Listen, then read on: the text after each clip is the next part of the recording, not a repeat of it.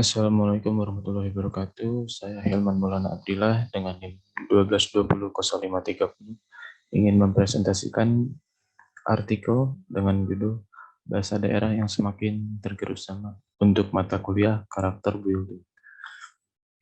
Seiring perkembangan zaman, generasi muda saat ini sangat mudah dalam mengakses informasi dan juga berinteraksi. Dalam berinteraksi, mereka tidak hanya berinteraksi dengan satu suku daerah saja, melainkan bisa dengan berbagai suku, bahkan berbagai negara.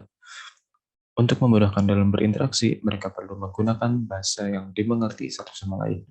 Di zaman sekarang, mereka cenderung memilih bahasa nasional atau bahasa internasional untuk berinteraksi. Hal inilah yang menyebabkan mereka secara berangsur melepaskan bahasa daerah yang menjadi ciri khas dari tempat asal. Seperti yang bisa dilihat sekarang ini, sudah banyak anak-anak muda yang mulai meninggalkan bahasa daerahnya karena alasan gengsi, lantaran takut dicap udik, kolot, gak gaul, dan lain sebagainya. Hal ini juga yang mempengaruhi faktor penyebab punahnya bahasa daerah yang kedua, yaitu merosotnya jumlah penutur bahasa daerah. Kemudian perkawinan silang antar etnis satu dan lainnya, yang menyepakati bahwa mereka hanya akan mengajarkan bahasa nasional saja kepada anaknya, sehingga bahasa daerah dari masing-masing orang tuanya tidak diteruskan lagi.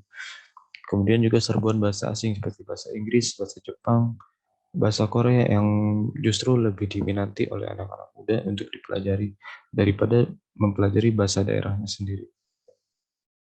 Berdasarkan data Kementerian Pendidikan dan Kebudayaan, sampai saat ini ada 11 bahasa daerah yang punah di Indonesia. Punahnya bahasa daerah ini tidak terjadi begitu saja. Berikut adalah 5 tahapan daya hidup bahasa secara rasional. Bahasa dicap berpotensi terancam punah apabila anak muda mulai beralih dari bahasa daerah ke bahasa yang lainnya. Kemudian bahasa daerah dicap terancam punah apabila anak muda sudah tidak ada lagi yang menggunakan bahasa daerah tersebut. Bahasa daerah dicap sangat terancam punah apabila hanya orang-orang dengan umur 50 tahun ke atas yang menggunakan bahasa daerah tersebut. Juga bahasa daerah dicap sekarat apabila hanya orang-orang dengan umur 70 tahun ke atas yang menuturkan bahasa daerah tersebut. Dan bahasa daerah dinyatakan punah apabila penutur bahasa daerah itu tidak lebih dari satu orang. Jadi menurut saya pribadi, sebaiknya bahasa daerah terus diajarkan kepada anak-anak. Hal ini untuk tetap mempertahankan keunikan dari Indonesia yang memiliki ratusan bahasa daerah. Tidak masalah apabila mereka tidak menggunakan secara dominan di kehidupan sehari-hari. Yang terpenting mereka mengerti tentang bahasa daerah. Kemudian generasi muda yang bisa berbahasa asing itu hebat, tetapi generasi yang bisa berbahasa daerah jauh lebih hebat.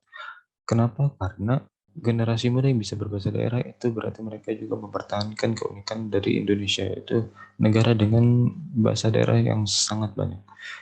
Dan dalam era globalisasi ini bahasa Indonesia itu wajib, bahasa daerah itu pasti, dan bahasa asing itu perlu.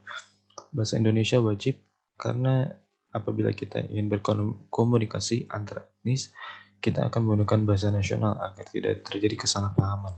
Kemudian bahasa daerah itu pasti, lagi-lagi untuk mempertahankan keragaman bahasa yang ada di Indonesia. Dan bahasa asing itu perlu karena dengan itu anak muda bisa bersaing secara global dan tidak hanya bersaing secara nasional. Mungkin sekian yang bisa saya sampaikan. Apabila ada kekurangan mohon dimaafkan.